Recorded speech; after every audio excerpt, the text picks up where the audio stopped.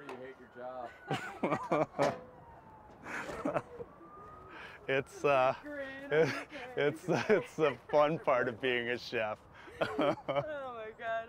You know, then you like think about all these guys like in New York pounding, you know, just who are stressed out all the time. Oh, I'm stressed out, believe me. It's a different type of stress. Right. But it's all fun, you know. It's a love of farming and cooking, and I think it's bringing both of them together. It's you know, we were talking about organics earlier and how it changes. We can show you some things in the field, like the tomatoes got a little bit overwatered in the beginning of the season, so I've got some on the bottom of the tomatoes, there's spot. So I can show you what happens sometimes when you don't really watch or take care of something in the field and it's all natural and you lose some product back into the earth. Learn. So yeah, it's a learning experience.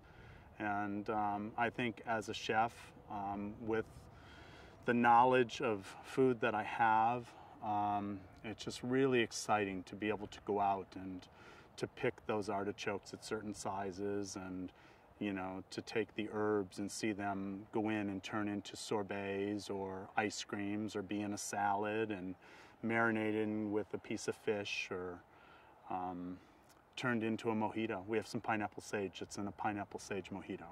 So. Are you the only guy in the country that you think? No, there are tons of chefs that have this. I don't think any of them have it the way I have it, but you know, there are tons of chefs that have it.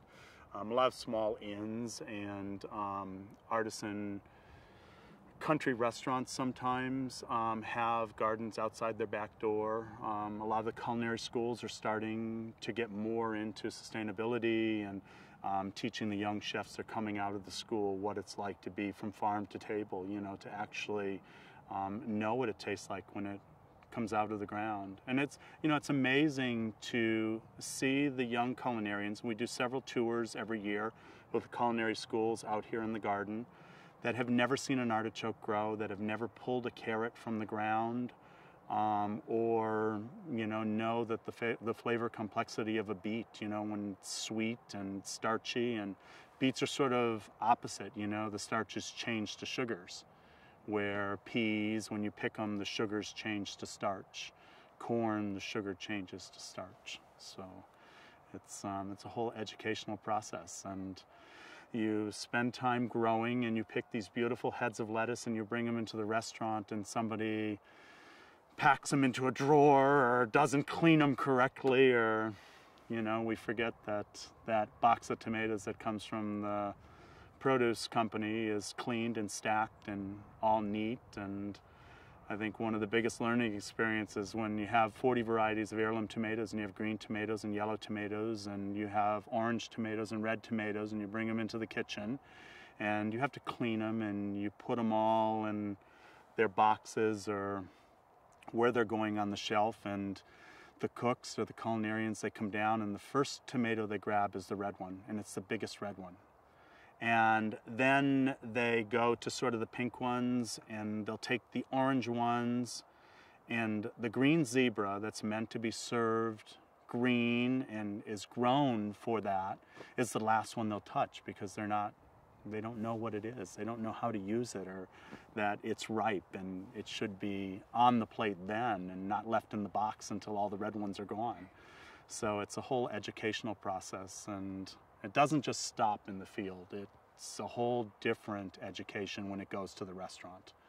And you sort of start over, and you're watching. You're very intensely watching what they're doing and how they're handling it and how it's going onto the plate for the customer. It's got to be fun seeing that in your kids in your kitchen, but also in your customers as well. I would think that awakening, you probably get a lot of people kind of getting that awakening feeling of, this is what it fresh tastes like, or this is what... You see a lot more sides of vegetables being sold, where normally in restaurants sides are something that are secondary. Even though we put the potatoes and the beans and the tomatoes and things on the plate, what happens is you have guests that are asking for a side of Swiss chard, they're asking for a side of fingerlings, you know, and you're seeing a lot of your product, a lot of your little hand-picked vegetables going out and being, you know, they're standing on their own, and it's they have their own character on the plate, which is very cool. Or even in, you know, in the dining room with the guests.